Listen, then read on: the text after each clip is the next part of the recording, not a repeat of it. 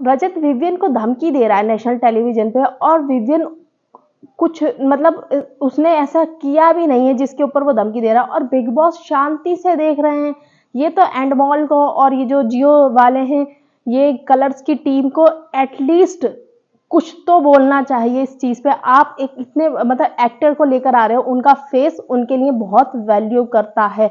और दूसरी चीज, वो लोग आपका कॉन्ट्रैक्ट साइन करके आए हैं, आपके हाथ में है फिजिकल वायलेंस को रोकना, और आप उस चीज को बढ़ावा दे रहे हो। रजत दलाल बोलता हुआ नजर आ रहा है प्रोमो में कि मैं अगर बाहर जाऊंगा ना, कुछ ऐसा कर कर जाऊंगा कि तू सोचता रह जाएगा कि कोई गया तो था पर क्या कर गया। इसका मतलब क्या है कि रजत क्या कहना चाह रहा है यहाँ पर कि मार के जाऊंगा। उस इंसान ने 10 साल में, 15 साल में, 18 साल में अपनी जो भी इज्जत बनाई है, तो ये कल का आया हुआ लड़का, कंट्रोवर्सी से फेमस हुआ हुआ लड़का आएगा, उसकी इज्जत उछाल के चला जाएगा। चलो शब्दों से तो इंसान फिर भी कंट्रोल कर सकता है, उन्हें तो विवियन को तो उसी इंडस्ट्री में रहना है ना, तो वो तो हाथ नहीं उठाएगा कुछ भी हो जाए चाहे। तो लेकिन ये आदमी, इसका क्या ही फर्क पड़ेगा, ना तो इनका ऐसा चीजों में कोई करियर है, एक्टिंग में या कुछ भी टैलेंट तो इनमें है नहीं, कंट्रोवर्सी के दम पे ये बिग बॉस में पहुंच गए हैं। और बिग बॉस इस चीज को बढ़ावा भी बहुत आराम से दे रहे हैं कि हाँ ठीक है, कोई बात नहीं, जाने दीजिए। अगर मार दिया बिग बॉस फिर क्या करोगे आप क्या गारंटी लेंगे विवियन के करियर की। वो बंदा ओपनली उसको थ्रेट कर रहा है कि मैं जाऊंगा पर तुझे अफसोस बहुत होगा, उसके मुंह पे चढ़ा जा रहा है वो। बिल्कुल मुंह ही इतना इंपॉर्टेंट, फेस सबसे ज्यादा इंपॉर्टेंट होता है एक्टिंग के करियर में, और वो लोग सब आपस में बात भी करते हैं।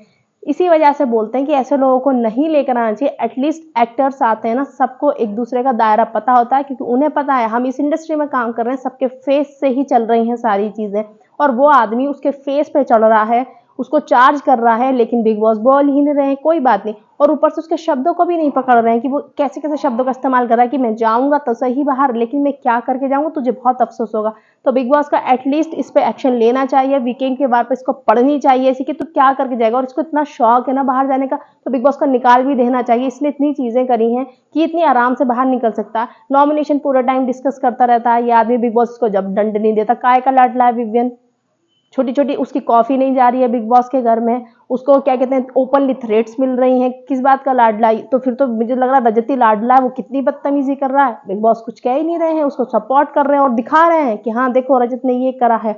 वाह, रजत को वाहवाही दिलवा रहे हैं। रोहित शेट्टी बोल रहे हैं कि मैं रजत तुमसे बहुत खुश हूँ इस बात पे कि तुमने कुछ भी इतना गलत नहीं बोला। क्या गलत नहीं बोला था? अविनाश की मम्मी के बहन के बारे में उसने कितना गंदा बोला था, उसको सपोर्ट कर रहे हैं वो लोग।